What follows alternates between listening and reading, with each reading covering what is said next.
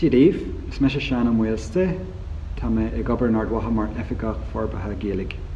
Dras me College de Fadric tá buas an sin an croch in aice leis an ard aglas. Rinne me Ghaeilge don GCSE mar bhí an teanga ag gcónaí in de tábhachtach dú. Bhí si in sa chlán agine, bhí si a Lord in San Cantor an Rome Mahoney, agus bhí si le feiceil in sna láganúnathe in sna slintí agus in ahan grade an star a bhainean leis an cantor sin. Agus sin an fá ggóil an teanga go tábhachtach tá si mar chuid luachhar dar bhéiniúlacht agus dar naidhreacht mar gael agus mar airní í.